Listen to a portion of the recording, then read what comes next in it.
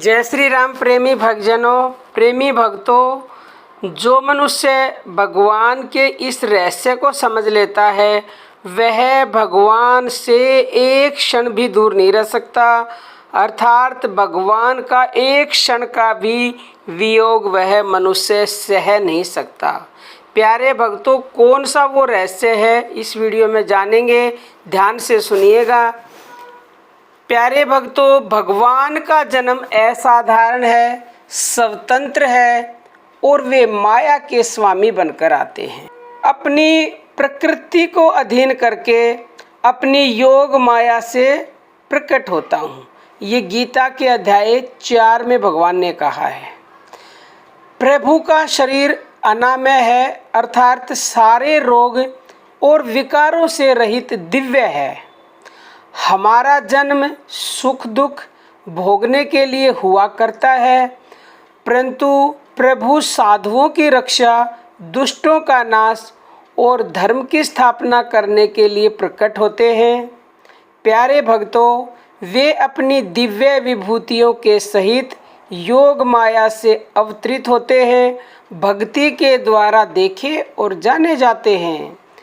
अब भी भक्ति द्वारा भगवान प्रकट हो सकते हैं। प्यारे भक्तों, भगवान ने गीता के 11वें अध्याय में कहा है, हे परंतप अर्जुन, अनन्य भक्ति के द्वारा इस प्रकार चतुर्भुज रूप वाला मैं प्रत्यक्ष देखने के लिए, तत्व से जानने के लिए तथा प्रवेश करने के लिए, अर्थात एक ही भाव से प्राप्त होने के लिए भी शक्य हूँ। भक्ति के द्वारा सब कुछ हो सकता है। प्रेमी भक्तजनों, साकार भगवान को नेत्रों से देखा जा सकता है, सगुण निराकार बुद्धि द्वारा समझे जाते हैं और निर्गुण निराकार भगवान अनुभव से प्राप्त किए जा सकते हैं।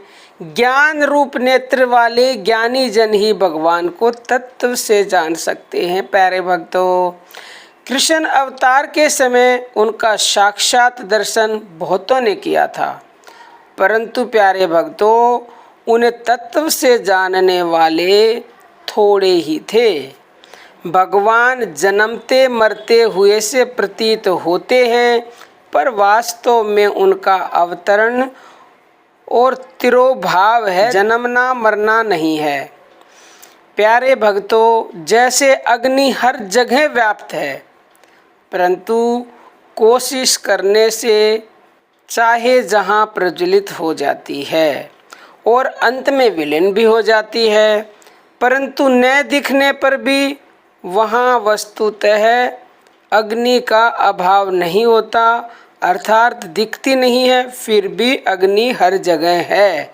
उसी प्रकार भगवान भी सर्वत्र व्याप्त होते हुए प्रकट और अंतर्ध्यान हो जाते हैं। भगवान की शारीरिक धातु चिन्मय और दिव्य है, प्राकृतिक नहीं है। देखने में नरवपु धारण कर नरलीला करते हुए प्राकृतिक की जो दिख पड़ते हैं। प्यारे भक्तों, सर्वशक्तिमान पूर्ण ब्रह्म परमेश्वर वास्तव में जन्म और मृत्यु से सर्वथा अतीत हैं। उनका जन्म जीवों की भांति नहीं है। वे अपने भक्तों पर अनुग्रह करके अपनी दिव्य लीलाओं के द्वारा उनके मन को अपनी ओर आकर्षित करने के लिए दर्शन, स्पर्श और भाषण आदि के द्वारा उनको सुख पहुंचाने के लिए संसार में अपनी दिव्य कीर्ति फैलाकर उसके श्रवण, कीर्तन और स्मरण द्वारा लोगों के पापों का नाश करने के लिए तथा जगत में पापाचारियों का विनाश करके धर्म की स्थापना करने के लिए जन्म धारण की केवल लीला मात्र करते हैं। प्यारे भक्तों, उनका वह जन्म निर्दोष और अलौकिक है। जगत का कल्याण करने के लिए ही भगवान इस प्रकार मनुष्य आदि के रूप में लोगों के सामने प्रकट होते हैं। उनका वह विग्रह प्राकृत उपादानों से बना हुआ नहीं होता, वह दिव्य, चिन्मय, प्रकाशमान, शुद्ध और अलौकिक होता है।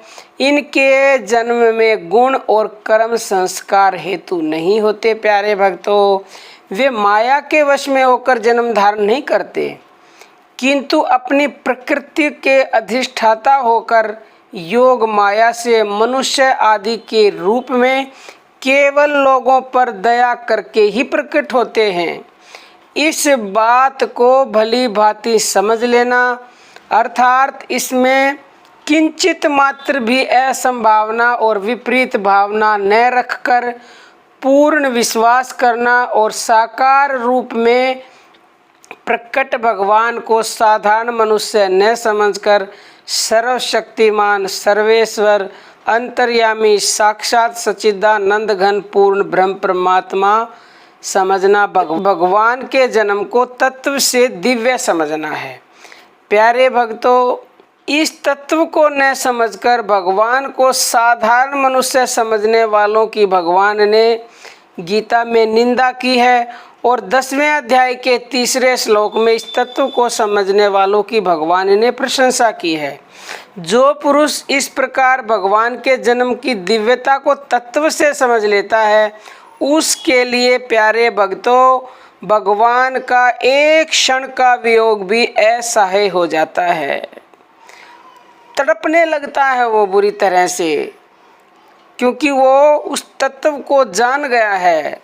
भगवान में परम श्रद्धा और अनन्य प्रेम होने के कारण उसके द्वारा भगवान का अनन्य चिंतन होता रहता है। तो प्यारे भक्तों, आप भी आज इस तत्व को जान गए हो और जानकर आप भी अपने जीवन में इसको पूर्णतः ग्रहण कर लो, तभी आप भगवान का अनन्य चिंतन कर पाओगे।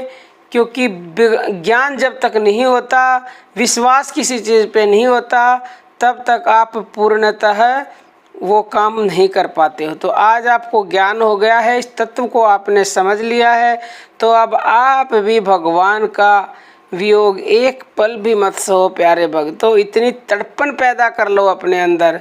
जब तुम ये तड़पन पैदा कर लोगे तो वो भी ये तड़पन पैदा करेगा, वो भी तुम्हारे बिना नहीं रह सकेगा। प्यारे भक्तों, आज के लिए इतना ही। जय श्री राम प्रेमी भक्तजनों।